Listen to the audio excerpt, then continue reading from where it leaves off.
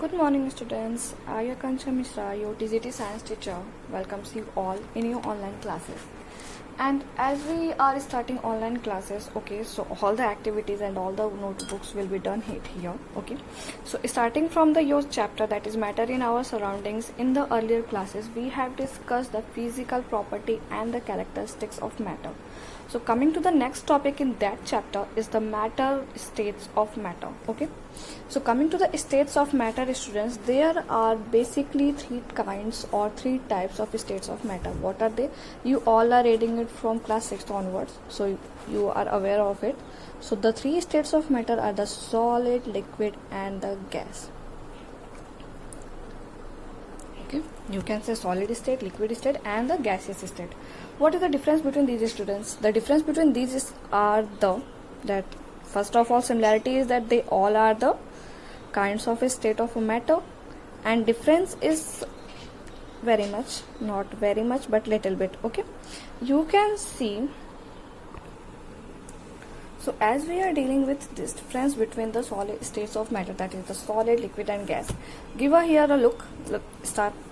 Okay, so you can see a figure here, a small molecules. You know that every object is made up of small molecules or the small atoms, okay. So as every object or everything is made up of small molecules or small objects, you can see it here that all the molecules are tightly packed in this object, okay. So in the solid, what happens? All the molecules are tightly packed. That's why their shape is distinct. They have the fixed volume and there is no intermolecular spaces between them.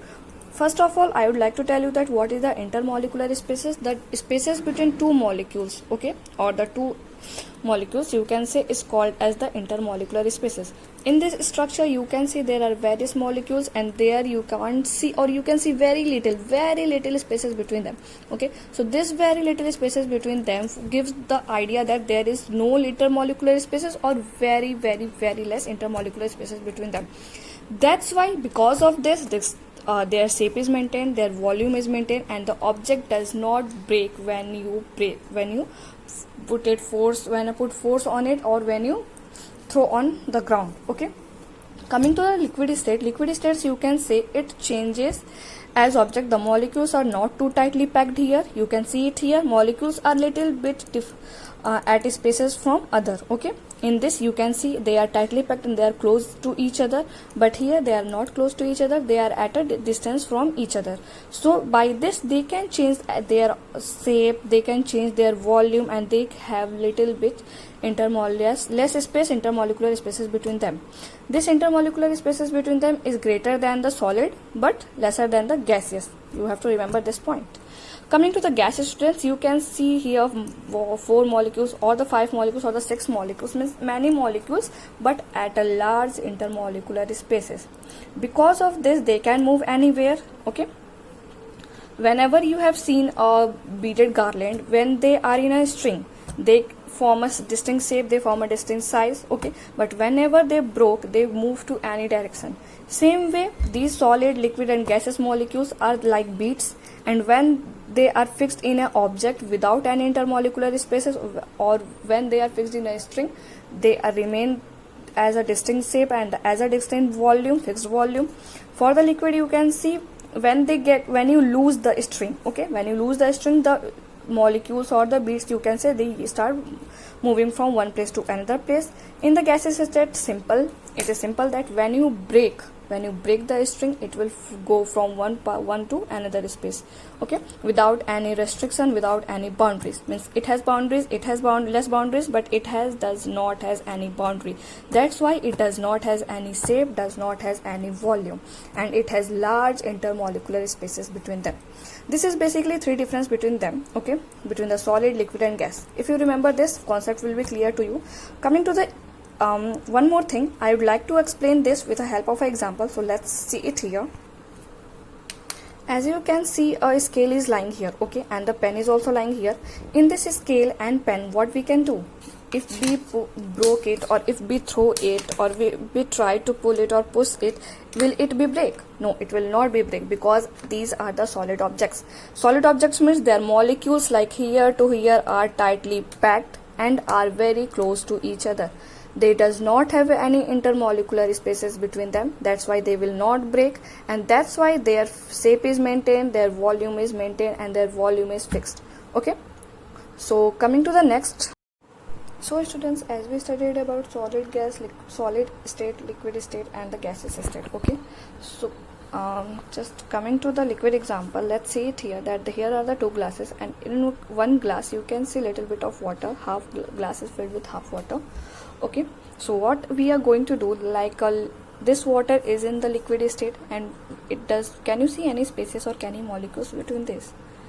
No, you can't see it with your naked eyes. Okay, you need a microscope or something else to see this. So what we are going to do, we are going to put this water or put this liquid in another glass.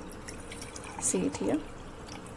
What you can see as in this, okay, you can see this much water is remaining, and here as we filled it, it was filled half glass. As the shape, this glass shape is small than this one. Okay, so as the shape increases or the size increases, the liquid also changes its shape and its volume.